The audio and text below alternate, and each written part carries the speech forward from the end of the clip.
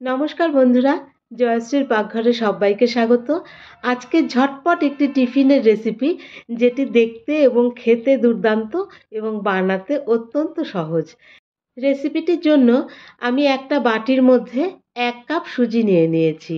এই সুজির অর্ধেক পরিমাণে মানে হাফ কাপ দই দিয়ে দিয়েছি আর হাফ কাপ জল।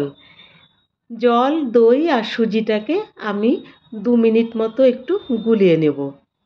সুজি, জল আর দইটা একসাথে মিশে গেলে এটাকে আমি ঢাকা দিয়ে 5 থেকে 6 মিনিটের জন্য রেখে দেব। এই 5-6 মিনিটের মধ্যে আমি একখানা তরকারি তৈরি করে নিচ্ছি।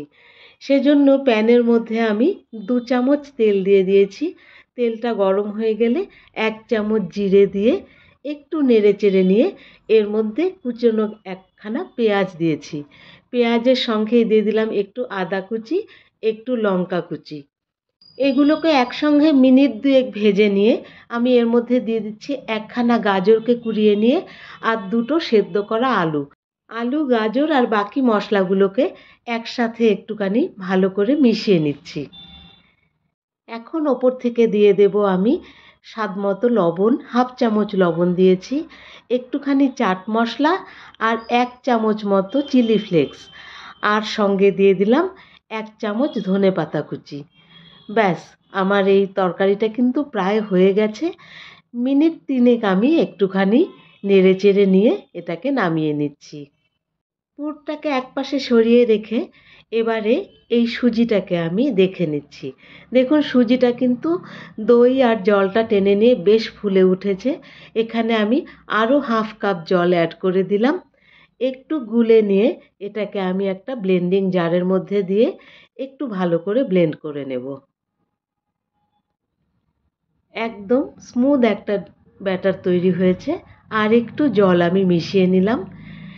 এখন এর মধ্যে দিয়ে দিচ্ছি স্বাদ মতো একটুখানি লবণ, একটু গোলমরিচের গুঁড়ো আর 1 চামচ ঝিরিঝিরি করে কেটে নেওয়া ধনেপাতা। ব্যাস, আমার ব্যাটার একদম রেডি। আর থিকনেসটাও দেখুন একদম ঠিকঠাক হয়েছে। মোট আমি 1 কাপ আর একটু বেশি জল দিয়েছি।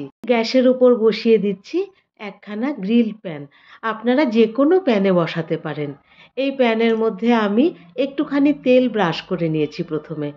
হিটটাকে মিডিয়ামে রেখে 2 হাতা করে ব্যাটার আমি এর মধ্যে ঢেলে দিলাম। এবারে প্যানটাকে উঁচু করে একটু চারদিকটা ছড়িয়ে নিচ্ছি সমানভাবে। ব্যাটারটা দেওয়া হয়ে গেলে ফ্লেমটাকে মিডিয়ামে রেখে 1 থেকে 1.5 মিনিট অপেক্ষা করব। 1 থেকে 1.5 মিনিট হতে হতেই কিন্তু নাস্তাটা রেডি হয়ে গেছে। আর প্যানটাও দেখুন চারদিকটা সুন্দরভাবে ছেড়ে চলে এসছে। এবার একটা স্প্যাচুলা দিয়ে খুব সহজে এটাকে উল্টে নেব। আর উল্টো পাশটা দেখুন কি দুর্দান্ত হয়েছে দেখতে। গ্রিল প্যান এই জন্যই আমি ব্যবহার করেছিলাম এই রান্নাটিতে। গ্রিল প্যান হলে দেখতে খুব অ্যাট্রাকটিভ হয়। ব্যাস, হয়ে গেছে দুপাশটা। এবার নামিয়ে নিচ্ছি। এক একটা রেডি করতে 2 থেকে 2.5 মিনিট ঠিক প্রয়োজন হচ্ছে। একইভাবে সবগুলোকে তৈরি করে নেব। আর পাশগুলো খুব সহজেই ছেড়ে আসছে। বেশ হালকা আর পাতলা তৈরি হয়েছে একদম। সবগুলো হয়ে গেলে একসাথে নামিয়ে নিচ্ছি। দেখুন সবগুলোই কি দুর্দান্ত হয়েছে দেখতে। এবারে যে আলুর পুরটা তৈরি করে রাখলাম সেটাকে আমি এর মধ্যে ভরে দেব। একটা করে রুটি এরকম করে নিয়েছি। পাশ দিয়ে এই আলুর পুরটাকে আমি দিয়ে দিচ্ছি। এবারে আরেকটু মজাদার করবার জন্য একটুখানি সস দিয়ে দিলাম এর মধ্যে। আর ধরে নিয়ে খুব সহজেই এটাকে মুড়ে দিচ্ছি। একটা দারুণ সুন্দর রোল তৈরি হয়ে গেল।